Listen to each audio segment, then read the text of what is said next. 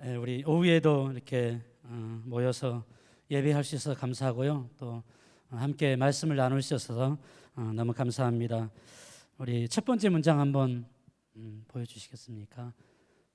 우리 한번 이 문장을 읽으면서 여러분들 설교하는 저와 여러분들 제가 인사 올리겠습니다. 우리 읽겠습니다. 시작. 살아있으면 누구나 봄을 경험합니다. 인생의 진정한 봄은 부활하신 예수 그리스도를 만나야 경험할 수 있습니다. 그렇습니다. 살아있으면 누구나 봄을 맞이할 수 있는 것이죠. 그러나 인생에 있어서 진정한 봄은 예수님을 만나야 그때부터 시작되어집니다. 올 한 해 시작한 지 벌써 4개월이 지나고 있는데 올 봄에도 여러분들 우리의 생명 되시고 부활하신 예수로 말미암아서 여러분들의 삶 가운데 진정한 봄이 시작되어지는 그런 은혜가 있기를 축복합니다. 오늘 고린도전서 15장 58절 한 절 말씀을 가지고 살아있는 새는 벌레를 잡아먹는다는 주제 가지고 말씀을 함께 나누도록 하겠습니다. 고린도전서 15장은 1절부터 58절까지로 나눠져 있는데요. 전체 내용이 한 주제로 나눠져 있습니다. 그것이 뭐냐면 바로 부활장이라고 하는 굉장히 유명한 내용으로 고린도전서 15장이 이루어져 있습니다. 사도 바울은 부활의 소망을 고린도 교회 성도들에게 굉장히 강력하게 전하고 있습니다. 우리 1절, 2절이 부활을 알려주는 서론인데요. 굉장히 중요한 내용이거든요. 한번 1절 한번 읽어볼까요? 시작. 형제들아, 내가 너희에게 전한 복음을 너희에게 알게 하노니 너희가 받은 것이요 또 그 가운데 선 것이라. 형제들아, 내가 너희에게 전한 복음을 너희에게 알게 한다라고 하셨습니다. 그러면서 너희가 첫 번째 받은 것 그리고 또 그 가운데 선 것이라고 했습니다.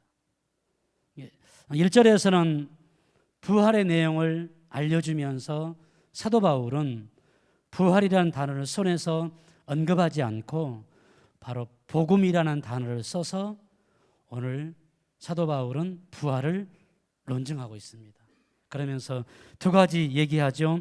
너희가 받은 것이라고 하는 것은 이미 고린도 교회가 복음을 들었다라는 사실입니다. 그리고 또 그 가운데 선 것이라고 하는 단어는 뭐냐면은 복음을 받은 대로 성도들은 그대로 잘 살아가고 있는 것이죠. 근데 1절에서 다시 한번 내가 전한 복음을 너희에게 알게 한다고 하면서 다시 한번 복음과 이 복음의 내용인 십자가와 부활의 내용을 사도 바울이 언급을 하고 있습니다. 그 이유가 2절에 나와 있습니다. 우리 2절 같이 한번 읽습니다. 시작. 너희가 만일 내가 전한 그 말을 굳게 지키고 헛되이 믿지 아니하였으면 그로 말미암아 구원을 받으리라. 아멘. 복음은 무엇입니까? 구원을 주시는 하나님의 능력이기 때문에 사도 바울이 다시 한번 강조를 하고 있습니다. 오늘 1절, 2절에서 통해서 우리가 느끼는 첫 번째 중요한 영적 의미는 십자가와 부활은 역사적인 사건이라는 것을 우리가 잘 알고 있습니다. 그런데 이 역사적인 사건은 단 일회성, 단회성으로 이루어지는 것입니다. 그렇죠? 2000년 전에 예수님께서 십자가에 죽으신 것이 그 한 번으로 끝나는 것이죠. 매일 십자가에서 골고다 언덕에서 예수님께서 죽지 않습니다.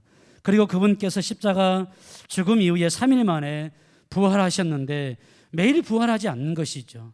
그 부활의 역사적인 사건은 단일성으로 끝납니다. 그러나 이 단일성으로 끝나지만 굉장히 중요한 것이 우리에게 한 가지가 있는데 바로 영적인 의미는 날마다 우리가 묵상해야 할 영적인 숙제를 가지고 있는 것이죠. 역사적인 사건으로는 한 번은 끝나지만 십자가와 부활의 역사적인 의미는 우리가 매일매일 살아가면서 우리가 발견하고 깨닫고 내가 잘 살고 있는지 잘못 살고 있는지를 매 순간 우리가 듣고 점검해야 합니다. 그래서 예배가 영적인 모임을 통해서 믿음과 그 다음에 들은 대로 복음대로 잘 살고 있는가를 날마다 우리는 예배를 통해서 점검해야 하는 것입니다. 그런데 오늘 고린도 교회 성도를 향하여서 사도 바울은 굉장히 조금은 격앙된 어조로 부활을 논증하고 있는데 그 문장이 바로 12절의 내용입니다. 우리 12절 같이 한번 읽습니다. 시작. 그리스도께서 죽은 자 가운데서 다시 살아나셨다 전파되었거늘 너희 중에서 어떤 사람들은 어찌하여 죽은 자 가운데서 부활이 없다 하느냐. 그렇죠? 어찌하여, 그렇죠? 너희 중에서 어떤 사람들은 어찌하여 부활이 죽은 자 가운데서 부활이 없다고 하느냐 하면서 사도 바울은 조금은 격앙된 어조로 부활을 논증을 하고 있습니다. 그 다음에 그 논증하는 내용이 이제 15장 전체 가운데 나와 있는데 내용이 많아서 간단하게 표를 가지고 한번 만들어 보았습니다. 한번 여러분들 한번 보십시오. 부활이 중간에 중요한 주제로 나와 있습니다. 그리고 오늘 3절에서는 성경들이 예수님께서 3일 만에 부활하셨다. 그리고 4절에서는 3일 만에 예수님께서 부활하셨다. 3절에서는 십자가에 죽으셨고 4절에서는 3일 만에 예수님께서 부활하셨다. 이 역사적인 사건을 증명하는 것이죠. 그러면서 오늘 예수님께서 부활하신 이후에 게바와 12제자와 500의 형제와 야고보와 사도와 그 다음에 바울에게 자기의 부활하신 모습 그대로 보이셨다는 사실입니다. 그리고 만약 부활이 없다라면은 믿음이 14절에서 다 헛것이다. 그리고 17절에서는 여전히 우리가 죄 가운데 있을 것이고 그 다음에 우리가 더욱 불쌍한 자가 되지 않겠느냐 이렇게 하면서 변론하고 그 다음에 20절에서는 잠자는 자들의 철연열매가 예수님께서 되셨다는 사실입니다. 그리고 22절에서는 그리스도 안에 있으면 모든 사람이 새로운 삶을 얻는다, 새로운 생명을 얻는다 라고 하면서 이제 15장 전체 가운데 이렇게 설명하면서 요지는 무엇입니까? 예수님께서 부활하셨다는 사실입니다. 1절부터 58절까지 내용을 너무 내용이 많지만 사도 바울의 언급은 단 한 가지입니다. 예수 부활하셨다. 그런데 너희가 그리스도께서 죽은 자 가운데서 다시 살아나셨는데 전파되었다. 근데 어찌하여 너희 중에서 어떤 사람들은 죽은 자 가운데서 부활이 없다고 하느냐 하면서 오늘 사도 바울이 그렇게 언급하면서 오늘 그러면 교회와 그리스도인들에게 두 가지 부탁과 당부를 하는 내용이 뭐냐면은 바로 우리가 읽을 말씀 우리 33절입니다. 33절 읽겠습니다. 시작. 속지 말라. 악한 동무들은 선한 행실을 더럽히나니. 아멘. 첫 번째 사도 바울은 어찌하여 죽은 자 가운데서 부활이 없다 하느냐라고 말씀하면서 첫 번째 당부한 것은 여러분들 속지 마십시오. 절대 속아서 부활이 없다고 하는 사람들이 있는데 그 사람들 말과 행동 가운데 여러분들 속아 넘어가서는 안 됩니다. 진짜로 예수께서 부활하셨습니다 하면서 33절에 악한 동무들은 선한 행실을 더럽힙니다 라고 사도 바울이 굉장히 조금은 듣기 불편한 감정들과 언어의 단어들을 조합해서 33절에 속지 말라. 악한 동무들은 선한 행실을 더럽힌다라고 그렇게 말씀합니다. 그러면은 33절에서 속지 말라는 이 짧은 단어 안에 두 가지가 들어있는 것이죠. 속인 사람이 첫 번째 있습니다. 두 번째는 무엇이 있을까요? 속이는 사람이 있는가 하면은 속아 넘어가서 부활을 인정하지 않고 부활을 부정하는 사람이 있다라는 것을 전제하는 문장이에요. 속지 말라고 하는 것은. 그러면서 12절 너희 중에서 어떤 사람들은, 그렇죠? 죽은 자 가운데서 부활이 없다고 하느냐 하면서 이 많은 사람들 가운데 어떤 사람들은 부활을 인정하지 않습니다. 어떤 사람들은 부활을 인정한 사람이 있는 것을 바라보면서 사도 바울은 너무너무 안타까운 것이죠. 그래서 속지 않기 위해서는 의심과 불신과 우리는 치열하게 영적 전쟁을 싸워야 하는 것입니다. 그리고 굳게 지키고 제대로 알고 믿어야 하는 것입니다. 그러면서 2절에 나와 있죠. 너희가 만일 내가 전한 그 말을 듣고 지켜라. 헛되이 믿지 아니하면은 그로 말미암아 뭘 얻는다라고요? 구원을 얻는다라고 말씀하셨습니다. 그러나 사도 바울의 눈에 보기에는 여전히 교회를 다니고 있지만 굳게 지킴이 부족하고 그 다음에 헛되이 믿으면서 구원을 놓쳐버린 많은 영혼들을 바라보면서 사도 바울은 너무너무 안타까운 것이죠. 그래서 여러분들 속지 마십시오. 속이는 자가 되지 마시고 속아서 넘어서 부활을 부정하는 사람이 되지 않았으면 좋겠습니다 라고 하면서 사도 바울이 굉장히 강력하게 권면하고 있습니다. 우리가 저 주위에도 그렇고요, 저희 친구들도 그렇고요, 굉장히 고학력자들이 이단에 빠지는 경우가 되게 많습니다. 첫 번째로는 이단 훈련을 너무너무 제대로 받아서 그 이단에 빠지는 것입니다. 두 번째로는 복음 훈련을 제대로 받지 않았기 때문에 이단에 빠지지 않을까라는 그런 생각들을 해봅니다. 그러면서 오늘 보십시오. 이 속이는 자들을 사도 바울은요, 악한 동무라는 단어를 쓰고 있습니다. 여기에는 굉장히 강력한 미혹의 영이 있어서 지금도 그렇습니다. 많은 사람들을 미혹하게 만들고 많은 사람들을 예수 믿지 못하게 만들고 부활을 의심하게 만들고 불신하게 만들어서 결국 그들의 목적은 구원의 영광을 누리지 못하도록 하는 이 악한 동무들, 어둠의 영들, 미교의 영들이, 미혹의 영들이 지금도 너무너무 강력하다는 사실을 우리 날마다 인식하며 살아야 합니다. 그래서 끊임없이 불신과 싸워야 하고요, 끊임없이 의심의 영들과 싸워서 우리가 이겨야 하는 것입니다. 그리고 두 번째로 오늘 마지막 우리가 나와 읽었던 본문의 말씀, 우리 58절인데요. 화면은 나오지 않습니다. 우리 성경을 한번 여러분들 보시고, 너무너무 중요한 말씀입니다. 우리 고린도전서 15장 58절을 우리 다 함께 크게 읽도록 하겠습니다. 시작. 그러므로 내 사랑하는 형제들아, 견실하며 흔들리지 말고 항상 주의 일에 더욱 힘쓰는 자들이 되라. 이는 너희 수고가 주 안에서 헛되지 않은 줄을 알미라. 아멘. 이것이 부활장 마지막 결론의 말씀입니다. 제 눈에 들어온 단어는 견실하며 흔들리지 말라는 이 단어, 흔들리지 말라는 단어입니다. 제가 질문할까요? 여러분들은 예수를 믿으면서 흔들려 본 적이 있습니까? 아니면 없습니까? 질문하는 제가 바보 아닐까요? 모든 인생은 흔들려지면서 세워지는 것입니다. 오늘 그렇죠? 흔들리지 말라.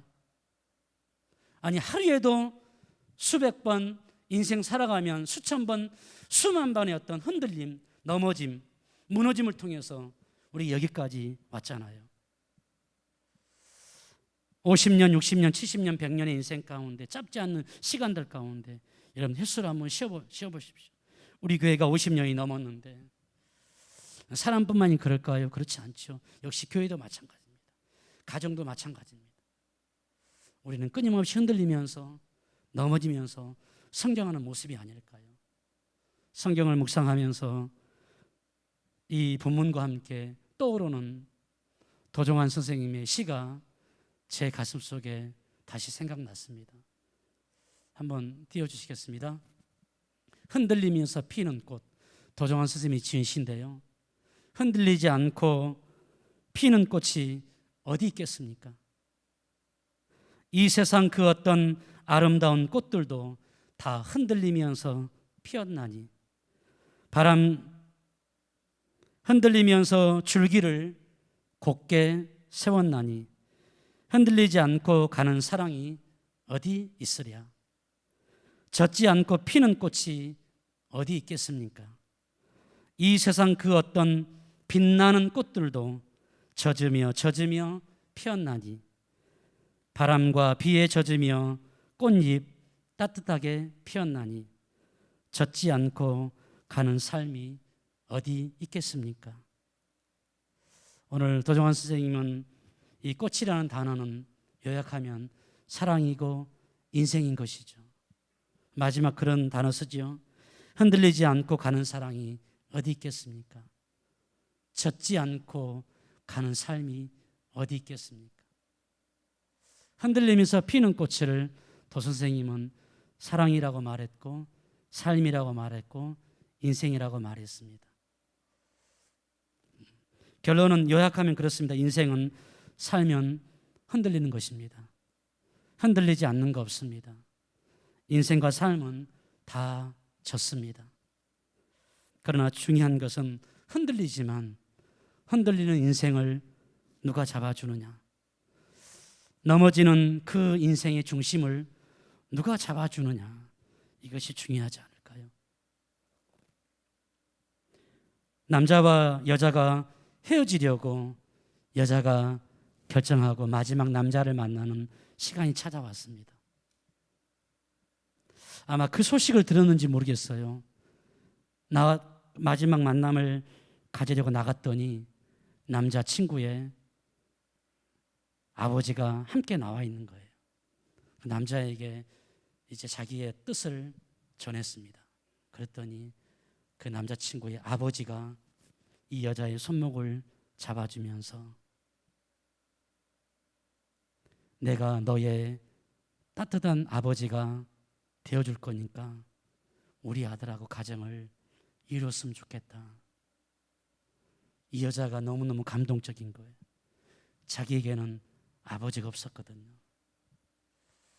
그래서 자기가 결정한 것을 다 뒤로 하고 그 아버지의 아버지를 보면서 결혼해서 가정을 이루었다라는 어떤 기사에서 제가 본 적이 있습니다. 흔들릴 수 있습니다. 넘어질 수 있습니다. 그런데 그 넘어지는 흔들리는 중심을 누가 잡아주느냐. 진짜 중요한 것이 아닐까요? 바울은 고린도 교회를 바라보면서 너무너무 안타까웠습니다. 왜냐하면 이 교회는 장점이 굉장히 많은 교회였거든요. 그런데 이 교회가 장점이 많음에도 불구하고 계속해서 흔들리고 있는 모습 보면서 사도 바울은 너무너무 안타까웠습니다. 재정도 풍성한 교회였고요. 그 다음에 성령님의 은사가 아주 강력한 교회가 이 교회였습니다. 그리고 이 사람들은 성령을 사모하며 갈망하는 이 신앙적인 열정들이 충만한 교회가 이 교회와 사람들이었습니다. 그런데 사도 바울이 그렇게 장점이 많은 교회였음에도 불구하고 안타까운 것은 무엇이냐 하면은 자꾸 이 사람들은 외형적인 조건을 쫓아가는 거예요. 내면을 보지 않고 보여지는 사건들을 바라보면서 신앙생활을 감당하는 거예요. 그러다 보니까 오래가지 못하고 넘어집니다. 무너집니다. 쓰러집니다. 공동체 안에서 복음을 버리고 믿음을 잃어버리고 이탈하는 사람들이 너무너무 많아지는 것을 바라보면서 사도 바울이 안타까운 것이죠. 그러면서 도전합니다. 그래서 여러분들 사도 바울이 1절을 언급한 거예요. 형제들아, 내가 너희에게 전한 복음을 다시 너희에게 알게 하고 싶다. 너희가 그것을 받지 않았느냐? 또 그 가운데 너희가 서 있지 않느냐? 이미 들었지만 들은 대로 열심히 살고 있지만 왜 그대로 그렇게 살아야 되는데 왜 자꾸 자기 제 좋은 장점들과 외형적인 조건들만을 추구하면서 교회를 힘들게 하고 너희들의 신앙생활이 힘들어지는 걸 바라보면서 사도 바울은 너무너무 안타까운 거예요. 그러면서 너희가 만일 내가 전한 복음을 그렇죠? 굳게 지키고 헛되이 믿지 않았으면 그런 말미암아 너희들은 구원을 얻게 될 것입니다 라면서 여러분 사도 바울이 서론에서 언급한 이유가 바로 그런 배경을 가지고 있습니다. 그래서 사도 바울은 15장을 전체를 언급하면서 여러분들 흔들릴 때 복음에 여러분들의 중심을 맡기십시오. 이 주제가 15장 주제가 되는 것입니다. 아니 고린도서 전체 주제가 될 수 있습니다. 여러분들 삶이 흔들릴 때, 신앙이 흔들릴 때 여러분 누구의 중심을 맡깁니까?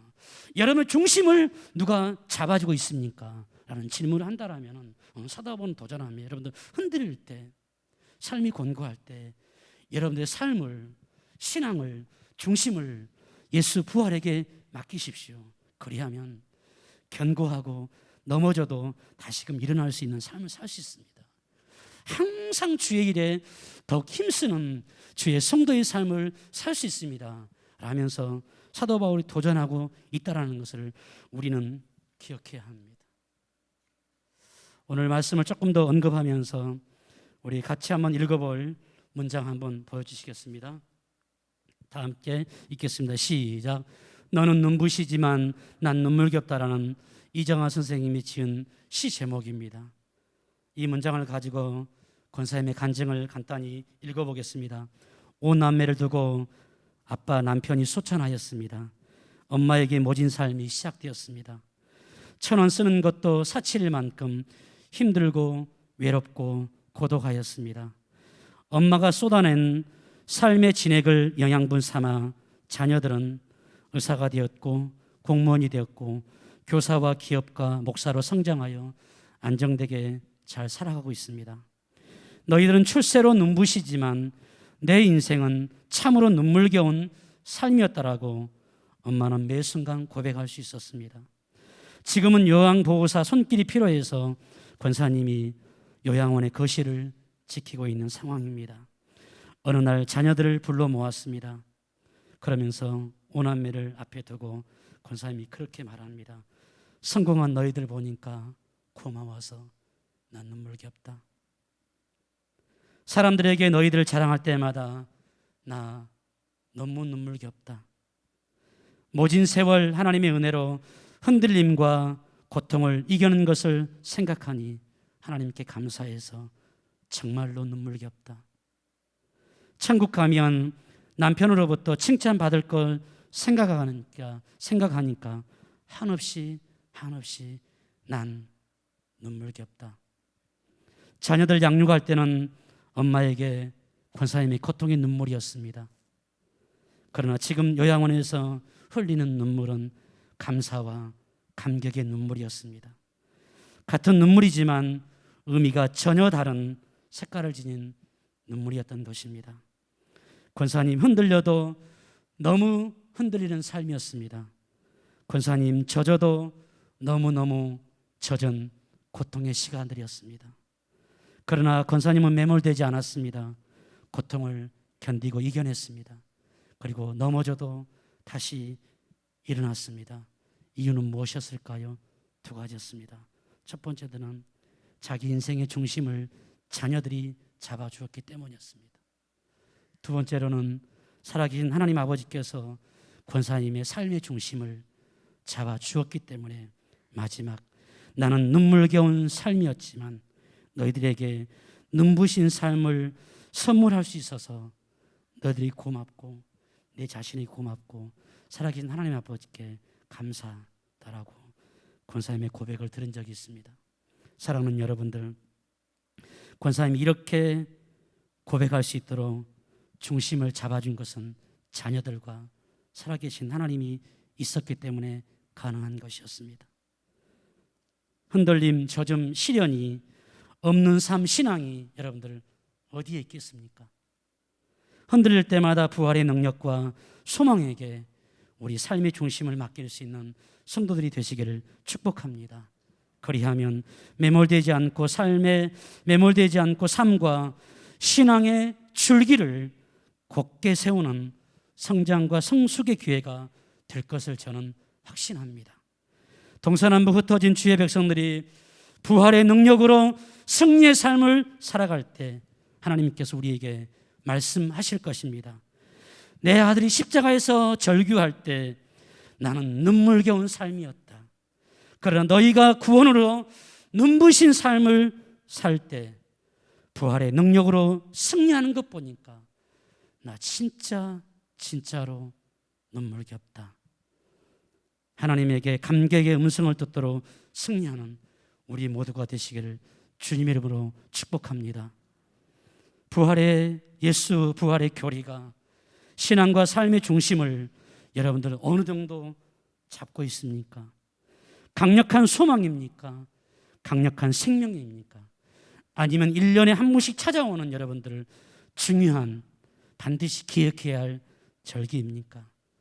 저는 오늘 끝으로 오늘 읽었던 제목을 한 번 더 언급하면서 말씀을 마무리하려고 합니다. 우리 같이 한번 읽습니다. 시작. 살아있는 새는 벌레를 잡아먹습니다. 살아있는 벌레는 죽은 새를 파먹습니다. 그렇습니다. 섬찟하지만 조금은 징그러운 그런 문장이지만 자연의 현상을 잘 설명해주는 문장이 아닐까요? 하지만 이 짧은 문장이 우리에게 영적인 울림이 있기를 기도합니다. 새가 아무리 강력해도 죽어 있으면 살아있는 벌레들이 그 죽은 시신을 파먹기 시작할 것입니다. 흔들리는 삶의 중심을 예수 부활의 능력에게 맡기기를 갈망하는 성도 여러분들, 속아서 부활을 부정하는 성도가 되지 않기 원합니다. 흔들리지 않도록 견고한 신앙 갖기 원합니다. 넘어져도 다시 일어나기를 축복합니다. 주 안에 사는 헌신들이 결코 헛되지 않음을 알기에 항상 주의 일에 더욱 힘쓰며 살겠다라는 결단을 회복하는 복된 예배가 되었으면 좋겠습니다. 그러나 화려한 다짐과 부활의 소망이 아무리 강력해도 내 안에 강력한 생명으로 역사하지 않으면 근심과 염려와 유혹과 두려움의 벌레들이 우리의 생각을 파먹을 것입니다. 우리의 마음을 파먹고 우리의 가치관과 우리의 행복을 파먹을 것입니다. 그리고 냄새나게 만들고 피폐하게 만들 것입니다. 마지막 말씀을 마무리하면서 질문하겠습니다. 내 안에 부활의 능력이 살아서 역사하는 살아있는 영적인 새입니까? 아니면 교회는 열심히 다녀도 세상의 잡다한 벌레들에게 마음과 생각과 신앙의 중요한 가치를 맡기고 전혀 힘을 쓰지 못하는 죽어있는 새입니까? 기도하겠습니다.